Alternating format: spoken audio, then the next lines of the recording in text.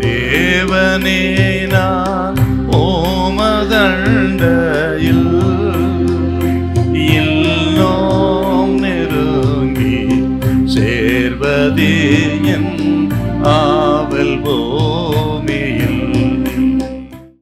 எபேசியர் 1:3 நம்முடைய கர்த்தராகிய இயேசு கிறிஸ்துவின் பிதாவாகிய தேவனுக்கு ஸ்தோத்திரம். அவர் கிறிஸ்துவுக்குள் உன்னதங்களிலே ஆவிக்குரிய சகல ஆசீர்வாதத்தினாலும் நம்மை ஆசீர்வதித்திருக்கிறார். உன்னதங்களின் சகல ஆசீர்வாதங்களினாலும் நம்மை ஆசீர்வதித்திருக்கிறார். ஆசீர்வதிப்பார் இல்ல, உன்னதத்தின் ஆசீர்வாதம். அதுதாங்க ஆவிக்குரிய ஆசீர்வாதம்.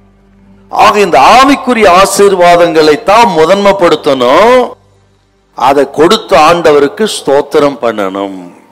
நம்ம பொதுவா பெரும்பாலும் இந்த மெட்டீரியல் பிளெஸிங், அது உலக பிரகார ஆசீர்வாதம், பொருளாதார இதைத்தான் மேன்மைப்படுத்துகிறோம், முதன்மைப்படுத்துகிறோம். இதை கொடுத்தால் கர்த்தருக்கு ஸ்தோத்திரங்கிறோம். ஆகவே நம்ம எல்லாம் முதன்மைப்படுத்துவது பொருளாதார ஆசீர்வாதம் தான். ஆனால் இந்த பொருளாதார ஆசீர்வாதத்தை காட்டிலும் ஆவிக்குரிய ஆசீர்வாதம் தான் எவ்வளவோ மேலானது. ஏதோ கர்த்தர் வீடு கொடுத்தாரு, வாசல் கொடுத்தா, அது கொடுத்த தோத்திரம் இல்ல. எதுங்க நமக்கு முக்கியமான ஆசீர்வாதம்? எந்த ஆசீர்வாதத்தை முதன்மைப்படுத்தும்? எது ஆண்டவருக்கு பெரிய? ஏதோ உலகத்தார போல வாழ்ந்து உலக பொருளுக்காக வாழ்ந்து மடிவதெல்லாம் நமது அழைப்பு.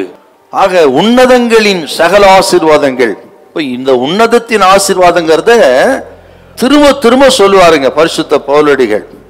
இங்க சொல்றாரு பாருங்க, ஆசீர்வதித்திருக்கிறார், ஆசீர்வதிச்சிட்டார் நம்ம.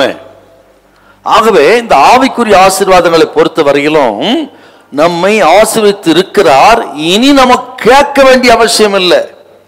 ஏன்னா ஏற்கனவே ஆசீர்வதித்து இருக்கிறார். அனுபவிப்பதுதான் நம்ம வேலை.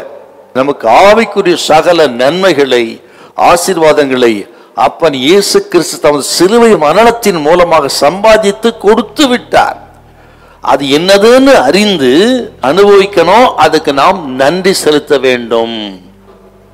அப்பன் இயேசு சொன்னார், முதலாவது தேவனுடைய ராஜ்யத்தை நீதியும் தேடுங்கள், பிறகு இவைகளெல்லாம் கொடு. முதல்ல ஆவிக்குரிய தேவனுடைய ராஜ்யம் என்று சொன்னால் ஆவிக்குரிய ஆசீர்வாதத்துக்கு முதலிடம் கொடுங்க. பிறகு அஞ்ஞானிகள் நாடி தேடுகிற இந்த உலக ஆசீர்வாதத்தை அவர் கொடுப்பாருங்க. அப்போ பிரதானம் எது? ஆவிக்குரிய ஆசீர்வாதம். இன்னும் சொல்லுகிறேன், நமது அப்பன் இயேசுவே நமக்கு ஆசீர்வாதம். அவர் தாங்க நமக்கு ஆசீர்வாதம். அவர் நமக்குள்ள இருக்கிறாரா? உங்க வீட்டுல இருக்கிறாரா? இருதயத்தில் இருக்கிறாரா? யோசிங்க. அவர் இருந்தா எல்லாம் நமக்கு கிடைக்கும். அவர் இருந்தா அதை போல ஆசீர்வாதம் உலகத்தில் உள்ள அவரே ஆசீர்வாதம். சகோதரனை சகோதரிய, இயேசு உன்னோடு உன் வீட்டில் இருப்பாரானால் சகலவற்றை உனக்கு கொடுப்பதிக நிச்சயம். அவருக்கு கீழே தன் அனைத்தும் இருக்கிறது.